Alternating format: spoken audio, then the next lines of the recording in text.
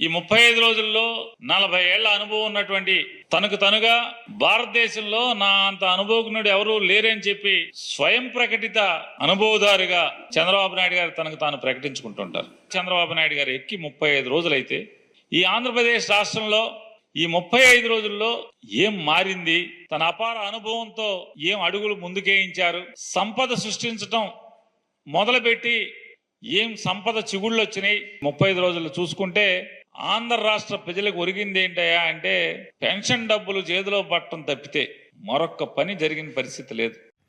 పేర్ని నాని గారు, మీకు ప్రజలు మీ చీకొట్టినా కానీ ఇంకా బుద్ధి రానట్టుంది. తెలుగుదేశం పార్టీ అధికారంలోకి వచ్చి కేవలం 35 రోజులు అవుతుంది. 35 రోజుల్లో ఏం మారింది అని అడుగుతూ ఉన్నావు. మీ ప్రభుత్వంలో 5 ఏళ్లలో పీకలేనిది, చెయ్యలేనిది, సాధ్యపడింది ఈ 35 రోజుల్లో జరిగిపోతుందా? ఇదేమన్నా మనం అరిచేతిలో వైకుంఠం చూపించేదా?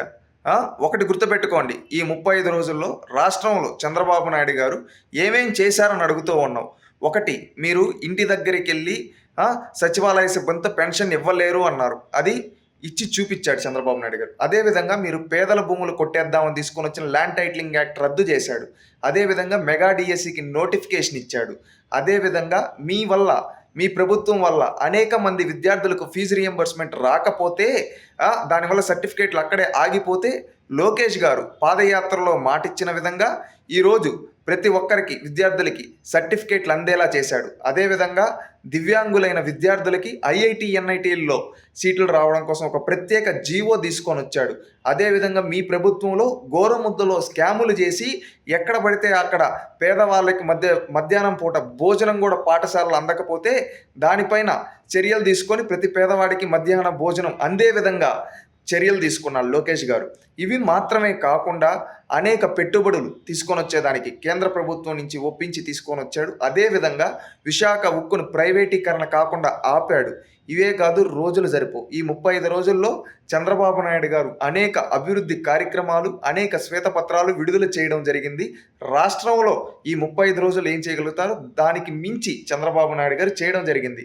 మీరు 5 ఏళ్లలో ఏమీ పీకలేదు కనుక మిమ్మల్ని ప్రజలు చీకొట్టి 11 స్థానాలు ఇచ్చారు. ఇకనైనా ఒక బాధ్యత గల విపక్షంగా, ఎందుకంటే మీకు ప్రతిపక్షం లేదు కదా, విపక్షంగా మీ 11 మంది ఎమ్మెల్యేలని బాధ్యతగా ఉండమండి. ఇదే విధంగా దేవుడు నోరిచ్చాడు కదా అనిచ్చి బయటకు వచ్చి వాగారనుకోండి పేర్ని నాని గారు, మిమ్మల్ని మచిలీపట్నంలోనే కాదు రాష్ట్రం నుంచి కూడా తరిం కొడతారు ప్రజలు. అది గుర్తుపెట్టుకోండి. ఇకనైనా మారి హుందాతనంగా ఒక గౌరవంగా ఉండండి పేర్ని నాని గారు. వయసు వచ్చింది, బుద్ధి గోడిస్తే బాగుంటుందని మనస్ఫూర్తిగా కోరుకుంటూ ఉన్నాం. 35 రోజుల్లో మీ 5 ఏళ్లలో జరగని ఎన్నో అభివృద్ధి, సంక్షేమ, అదేవిధంగా అనేక రీఫార్మ్స్ తీసుకొని వచ్చారు. మీ ప్రభుత్వంలో దగాబడ్డ ప్రజలకు ఒక భరోసా ఇచ్చారు ఈ 35 రోజుల్లో. అది గుర్తుపెట్టుకోండి పేర్ని నాని గారు.